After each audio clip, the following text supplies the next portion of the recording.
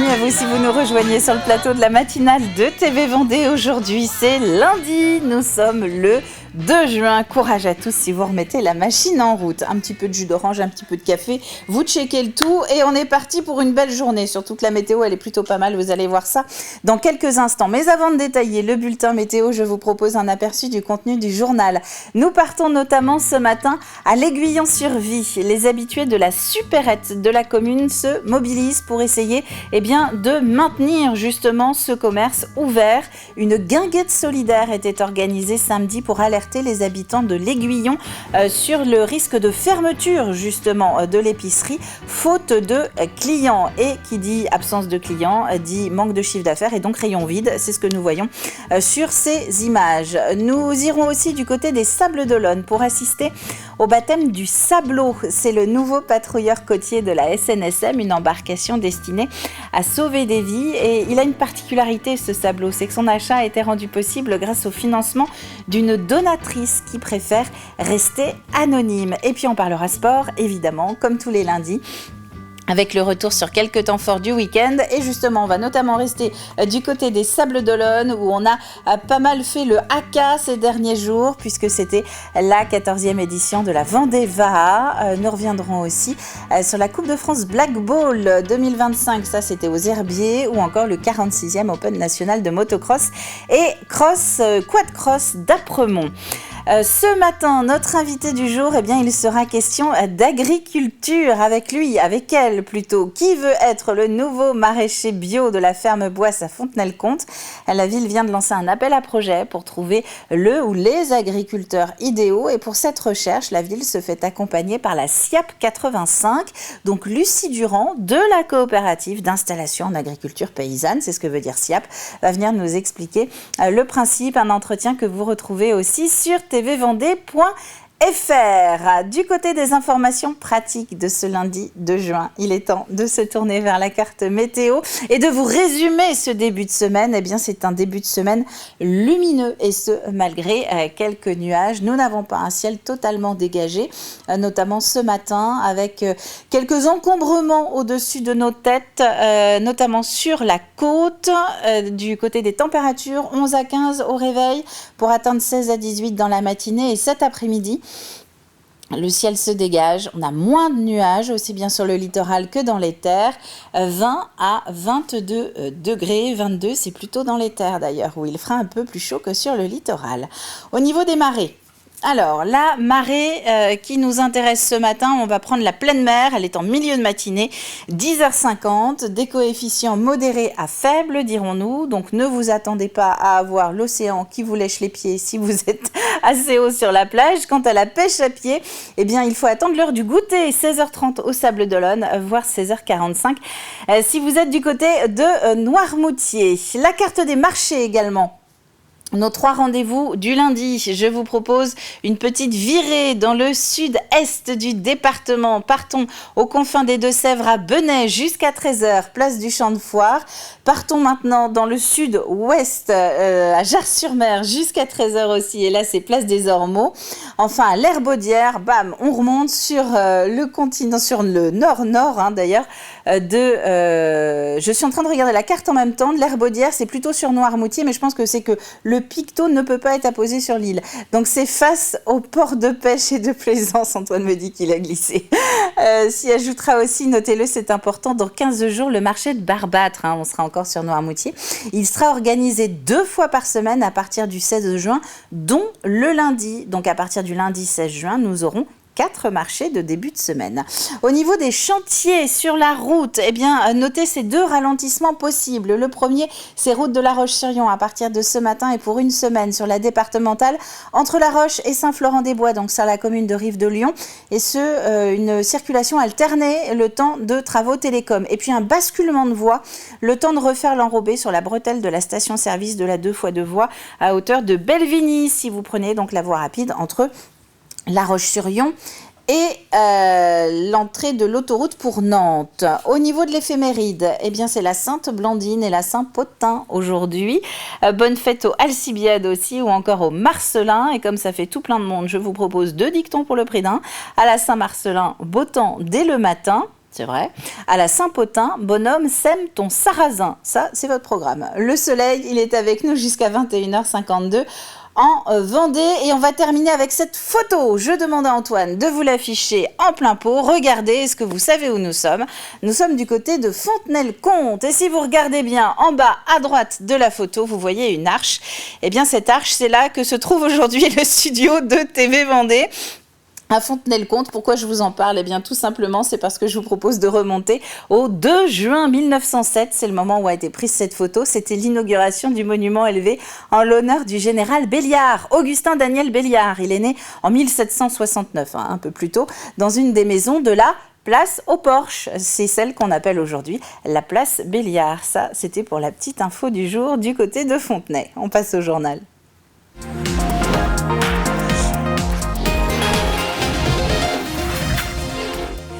Et on commence avec ce défi que rencontrent tous les commerçants de nos centres-bourgs. Comment continuer à faire tourner la boutique quand il y a des travaux dans la rue et parfois même des déviations? C'est la situation que vit actuellement cet épicier de l'Aiguillon-sur-Vie entre Bretignolles-sur-Mer et Couex.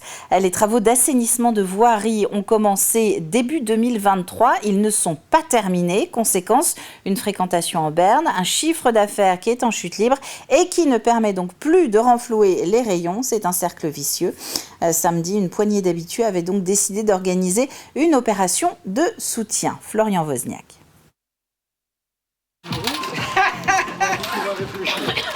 Derrière ce sourire qu'il arbore au quotidien, Nasser sait pourtant que la situation qu'il vit depuis 2 ans pourrait bien l'obliger à baisser le rideau du commerce qu'il gère maintenant depuis 12 ans. Depuis le début des travaux, je suis à peu près à moins 70% de clientèle et donc de chiffre d'affaires. Et j'ai fait un calcul simple à peu près à 2 ans de travaux, donc il y a un mois. À fourchette basse, je suis à une perte de 300 000 € de chiffre d'affaires. Des travaux d'assainissement, puis d'embellissement de la rue qui ont en partie, voire totalement, coupé le lien entre le gérant de cette supérette et la plupart de ses clients. On n'a plus le passage habituel, donc les gens, quand ils voient travaux, ils contournent le village. Ça reste quand même une contrainte et dans le commerce, dès qu'il y a une contrainte, il y a une baisse de clientèle. Une situation identique qu'a connue Jean-Emmanuel sur la commune voisine de Couex et qui l'avait forcé à fermer définitivement son magasin. J'avais une animalerie que j'ai débuté en janvier 2024 et le 1er septembre 2024, des travaux sont intervenus, donc de l'assainissement sur la commune de Couex et m'a fait perdre directement dès le mois de septembre 50% de ma clientèle et ça s'est aggravé avec les mois qui ont passé et le magasin, j'étais obligé de l'arrêter. Alors quand les clients habituels ont pris conscience de l'ampleur des dégâts, ils ont souhaité aider leurs commerçants comme ils le pouvaient, d'abord grâce à une cagnotte en ligne, puis au travers de cette guinguette solidaire. L'objectif, c'était de mettre un petit coup de pouce en plus parce que là, il faut réussir à tenir jusqu'à la fin des travaux, c'est-à-dire fin juin. Et c'est l'objectif principal de cette guinguette, déjà d'expliquer pourquoi les rayons sont vides, parce qu'il y a aussi beaucoup de gens qui ne savent pas pourquoi c'est vide. Et puis d'essayer de renflouer un peu les caisses pour remplir ces rayons et retrouver le flot habituel, quoi. Et à l'approche de l'été, ce sont des milliers d'automobilistes qui emprunteront la départementale D32 qui se situe à quelques hectomètres de la supérette. Autant de clients potentiels pour Nasser. Le compte à rebours est lancé pour une 60aine de cyclistes bénévoles du département. Le 10 juin prochain, les membres des antennes vendéennes de l'association À Vélo Sans Âge vont se lancer dans un tour de Vendée, 272 km solidaires en relais pour permettre à des personnes handicapées et isolées de vivre une aventure qui devrait les marquer. La traversée de l'Île-Dieu, passage du Gois ou encore découverte du château de Comquier, le tout à bord de vélos triporteurs. À Vélo Sans Âge, c'est une association nationale qui fête ses 10 ans cette année. Donc 10 ans, 66 antennes et plus de 1800 bénévoles tout autour de la France en fait. Double ambition pour nous avec ce Vendée Tour, c'est d'une part bien évidemment de faire bénéficier au plus grand nombre de ces balades en plein air, mais c'est aussi de faire connaître notre action, nos valeurs, notre association pour faire naître des envies un petit peu partout. Parce que la Vendée, c'est un très très grand territoire. On n'est que que 2 antennes et puis malheureusement, on ne peut pas tout couvrir. Ça apporte déjà de la sociabilisation intergénérationnelle et ça permet aussi à des personnes qui ne sortaient plus du tout de chez elles. Alors, dans les EHPAD, la sociabilisation, elle est là, mais les personnes seules à domicile sont souvent sans sortie extérieure et ça a vraiment permis de développer ces balades à triporteurs. Et nous, c'est arrivé tout de suite après le Covid, en 2022, sur la commune du Perrier, et ça a été un vrai vecteur de sociabilisation. Cap sur les Sables d'Olonne à présent, en marge de la Vendée Vaha ces derniers jours. On y reviendra d'ailleurs tout à l'heure sur cette compétition de pirogue. Ce sera dans le journal des sports dans une dizaine de minutes. En parallèle de cela, il y a donc eu le baptême du Sablot. Le Sablot, c'est ce patrouilleur côtier désormais à la disposition de la SNSM. Un navire d'intervention d'une valeur de 430 000 € financé grâce au don d'une sablaise qui reste encore à ce jour anonyme. Il surveille désormais les 22 km de côte au large des Sables. Un bateau maintenant qui fait 10,50 m, qui est franchement une merveille, il n'y a rien d'autre à dire, c'est vraiment adapté au sauvetage, performant. Alors performant pas en termes de vitesse, performant en termes de confort et d'utilisation. Parce que la vitesse, c'est pas le but du bateau, le but c'est de partir en intervention et de ne pas arriver complètement vide et sec. Parce que les gars ont eu du mal à se tenir dans le bateau pendant 10 minutes ou un quart d'heure. Là, on a vraiment une aisance. Quand on arrive, on est reposé. Certes, en stress lié à l'intervention, ce qui est tout à fait logique, mais les gens arrivent reposés et sereinement à n'importe quel moment. Et une efficacité aussi en déplacement, c'est vrai. C'est souvent au sable, c'est une tradition sablaise plutôt, et puis c'est une tradition des bords de mer ou des bénédictions. On peut parler aujourd'hui de superstition, tout cela est très ancré. Et donc bénir un bateau fait partie des usages des marins ou des gens de la mer. Et donc moi je suis souvent habitué à bénir des bateaux au sable, donc c'est une bénédiction de plus et c'est une bénédiction importante. Je vous propose de rester sur le littoral vendéen où les nouveaux sauveteurs en mer sont justement en train de parachever leur formation avant de rejoindre leur affectation estivale. Ceux que vous allez découvrir arrivent du centre de formation d'Orléans. Cela fait 1 an maintenant qu'ils s'entraînent. 9 stagiaires qui viennent donc de boucler en fin de semaine dernière leur parcours avec cette étape à Saint-Hilaire-de-Riez. Alice Prandini. Ça va madame, oui, on peut nager un petit peu, on peut faire du dos pour garder un œil dessus de temps en temps, etc. Ok. Les autres victimes, vous allez à l'eau ? Ils enchaînent les exercices avant de plonger pour de bon dans la saison estivale. Ces jeunes, venus d'Orléans, achèvent une formation exigeante pour devenir sauveteurs en mer. Dans quelques semaines, ils seront sur les plages aux côtés des 1600 nageurs sauveteurs déployés dans les 235 postes de secours partout en France. Leur mission ? Veiller sur les baignades, prévenir les accidents et parfois sauver des vies. Aujourd'hui, il y a pas mal de vagues, donc on apprend à naviguer sur les vagues, à revenir, et ce qu'on appelle beacher, c'est revenir sur le sol et que le bateau se plante un peu. On apprend à récupérer un coéquipier sur la plage quand on a besoin de main-d'œuvre pour aller récupérer une victime au fond. Et là, on fait un autre exercice et on apprend à aller récupérer vraiment une victime. Pendant plusieurs mois, ils sont formés par les bénévoles de la Société nationale de sauvetage en mer. Ils décrochent 6 diplômes, secourisme, permis bateau, radio et surtout le SSA, surveillance et sauvetage aquatique sur le littoral. La dernière étape, 100% pratique. L'objectif, savoir réagir vite, en équipe, avec le bon matériel, dans les conditions proches du réel. Une fois prêts, ce sont les mairies qui les embauchent pour la saison, de juin à septembre. C'est assez compliqué de motiver les jeunes à s'investir et à donner du temps. Néanmoins, on y arrive quand même. Là, on est 50 sur ce stage, donc on voit que ça fonctionne quand même. Mais voilà, faut réussir à tous les jours transmettre et faire monter en compétence les gens. Sur la vie d'un nageur sauveteur, c'est plutôt un étudiant. C'est un investissement qui est assez court. Et donc la difficulté, c'est de tout le temps renouveler les effectifs, d'être visible et de réussir à recruter, quoi. L'été dernier en Vendée, c'est 25 personnes qui ont perdu la vie par noyade. Un chiffre en légère baisse par rapport à 2023, mais encore trop élevé selon les autorités. Alors cet été, même si des sauveteurs seront sur le pont pour assurer votre sécurité, n'oubliez pas que la meilleure bouée de sauvetage reste votre propre vigilance. Saint-Hilaire-de-Riez où les pompiers ont dû intervenir justement ce week-end. Ils ont été appelés samedi après-midi en raison d'une noyade dans la piscine d'un camping. Un jeune homme de 17 ans qui n'a pas pu être réanimé et ce malgré le déploiement de 6 sapeurs-pompiers sur place. Solidarité toujours avec ces 2 chèques remis il y a quelques jours par des lycéens de Notre-Dame-du-Roc à La Roche-sur-Yon. À Solidaire, c'est le nom de l'opération menée chaque année par l'établissement et ce depuis 2012. La récolte de dons le temps d'une journée grâce à diverses actions. Cette année, ce sont les associations Cœur du Monde qui parrainent des enfants de pays en voie de développement et Forever Fabien qui aident les enfants atteints de cancer. Ce sont donc ces 2 associations qui ont été choisies. Pour nous, c'est une fierté de faire ça, de pouvoir dire aux autres aussi qu'on a fait ça pour une association. Pour nous, c'est une fierté, je trouve.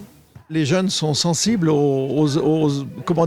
à l'aide humanitaire. Il ne faut pas croire qu'il n'y a pas que les plus anciens comme nous qui pensons aux plus démunis, mais il y a aussi les jeunes qui sont très très motivés pour faire des actions comme celle-ci. Les parents nous suivent parce qu'on a eu des dons très généreux. Cette année, vraiment, on a une famille qui nous a énormément aidés.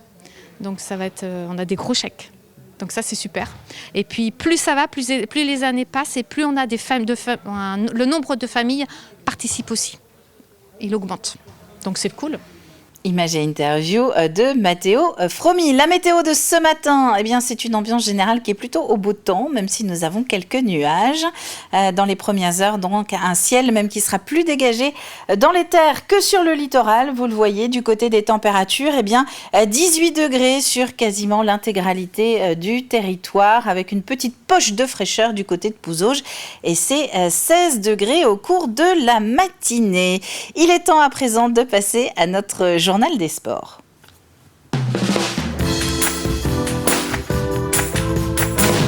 Et je vous propose de commencer tout de suite avec du basket. C'était les playoffs demi-finale aller ce week-end. Nous sommes en National 1 masculine.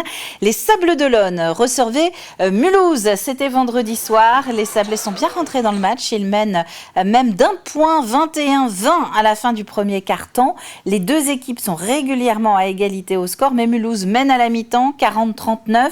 Les Vendéens se font un petit peu distancer face à leurs adversaires dans le 3e quart-temps. Et même si l'équipe revient à seulement 1 point d'écart à 3 minutes de la fin, il peut se passer beaucoup de choses en 3 minutes et Mulhouse remporte le match sur le score de 85-79. Je pense que ce soir, sur la globalité du match, Mulhouse a été un peu plus stable que nous, un peu plus de rotation et un peu plus d'impact physique. Et voilà, là on n'est pas loin de le faire tourner quand même. Mais voilà, s'il y a un petit regret, c'est ça. C'est ce débours de 6 points dans le 3e quart-temps. Et le fait de ne pas avoir pu au moins tenter et prendre ses tirs à la fin du match, mais c'est le basket. Et en tout cas, ce soir, Mulhouse prend le match et voilà, ils ont fait le match pour le prendre et félicitations à eux. Et rendez-vous effectivement le week-end prochain à Mulhouse pour le match retour et une possible qualification en finale pour les Sablés. Quant aux joueurs du VCB, eh bien, ils étaient au Havre, demi-finale aller des playoffs aussi. Les Chalandais se sont imposés face aux Normands 81-75. Un mot de pirogue aussi ce matin. Nous en avons parlé dans les journaux la semaine dernière. Les Sables d'Olonne organisaient la 14e Vendéva en ce pont de l'Ascension. Thibaut Grasset était sur place samedi pour la dernière épreuve, la plus longue, 56 km pour les hommes, 15 km pour les femmes, en équipe permanente ou en relais. Chez les femmes, c'est l'équipe Toulon-Vahiné qui s'est imposée sur l'ensemble des épreuves en 5h40 21 secondes. Chez les hommes, c'est l'équipe Enviropol Va qui décroche la victoire en 10h15 et 3 secondes. Je vous passe les centièmes. À noter que l'équipe vendéenne du team Super U Canoë Kayak Côte de Lumière termine à la 4e place en un tout petit peu moins de 11h15. On s'est dit qu'on va ramer avec amour et avec force pour bien faire la course. Et félicitations à toutes les équipes. C'est toutes les équipes qui vont arriver là. Le Seigneur qui est toujours là à faire en sorte qu'on reste unis dans l'amour, qu'on ait toujours cette unité. Parce que gagner cette mythique course de la Vendée, c'est un de nos rêves aussi, quoi. Voilà, sinon merci beaucoup à tout le monde. C'était un réel plaisir d'être là, parmi vous tous. Et sous le soleil, aux Herbiers, c'est le billard qui était à l'honneur. Dernière phase de Coupe de France et tournoi national de billard Black Ball au Parc des Expositions. 450 joueurs venus de toute la France et ce sont les Herbretais qui ont remporté la fameuse Coupe de France Black Ball 2025. Finale remportée 8-2 contre Agen et comme une victoire peut en appeler une autre, en tout cas en Vendée, c'est comme ça. C'est aussi un Herbretais qui a décroché la première place du tournoi national. Il s'appelle Théo Dumont.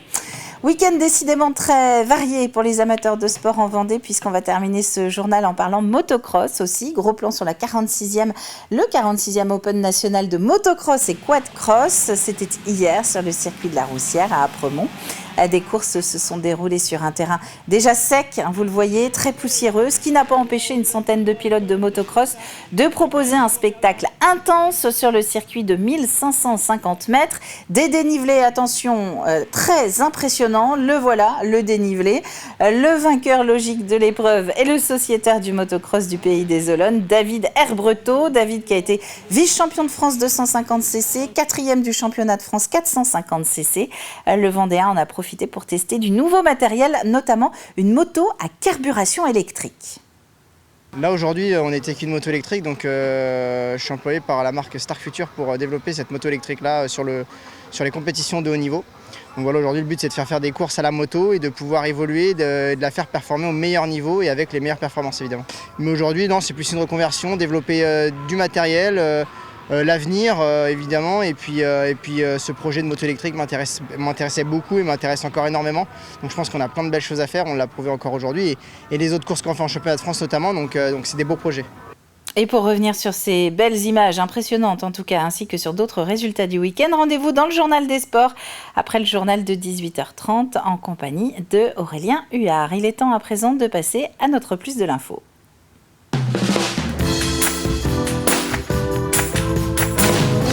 Et c'est peut-être à Montaigu que se trouve le futur maraîcher de la ferme Boisse de Fontenay-le-Comte. C'est un projet que nous présente donc ce matin la SIAP, Lucie Durand. Vous pouvez d'ailleurs retrouver l'entretien sur tvvendée.fr. C'est en tout cas à Montaigu-Vendée qu'existe donc aujourd'hui la formation Cultive, une sorte de pépinière pour les nouveaux agriculteurs. Écoutez.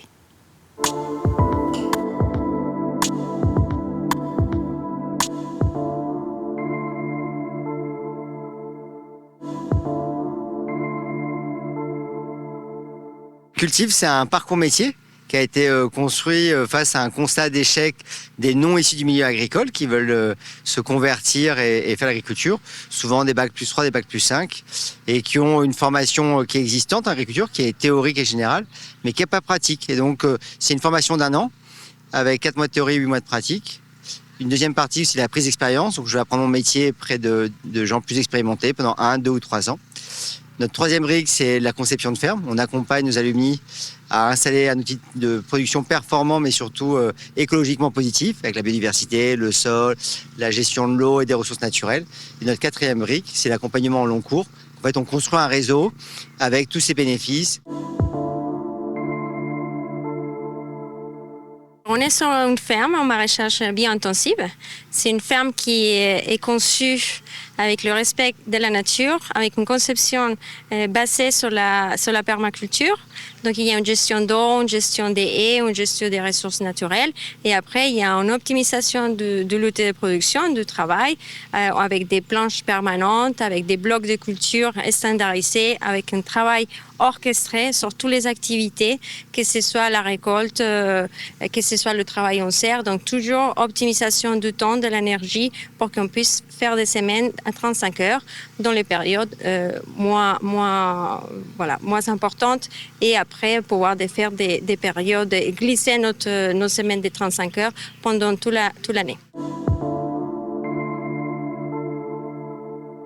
C'est 1 an. On commence janvier-février par de la théorie, les premiers pas. C'est-à-dire comment on se situe, c'est quoi le contexte, l'agriculture biologique, comment va notre économie, notre agriculture. Les premiers pas, la production, comprendre un peu sa logistique, son organisation, les fondements de notre agriculture. Et puis après, on passe à 8 mois de pratique. Donc là, on les voit un peu derrière, je crois. Ils sont ce qu'on appelle en mise en situation professionnelle. Donc c'est comme dans les lycées, les écoles hôtelières. Vous avez des restaurants d'application. Donc le sommelier, le maître d'hôtel, le cuisinier apprennent leur métier en situation. Et c'est ce qui se passe. Donc ils vont aussi bien aller au marché, gérer la logistique, laver les légumes, les produire, les semer, les désherber, gérer la climatologie sous serre, le pilotage d'irrigation. Donc vraiment à 360 avec ces deux casquettes qui sont l'entrepreneur agricole et la casquette qui est le super agriculteur. On espère se développer sur le territoire, on espère aussi se développer dans la France. Donc d'ici à 10 ans, on souhaite construire 12 fermes pilotes, 12 campus cultives.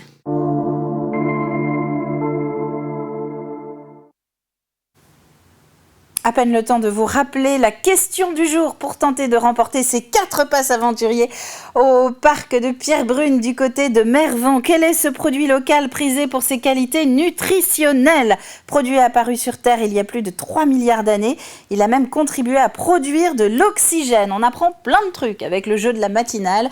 Vous avez jusqu'à vendredi pour envoyer votre réponse sur tvvendée.fr. Si vous vous apprêtez à sortir, eh bien bon courage à vous, bonne journée. On se retrouve demain, n'oubliez pas. Pour les autres, eh bien restez sur TV Vendée, on a encore plein de trucs à vous montrer.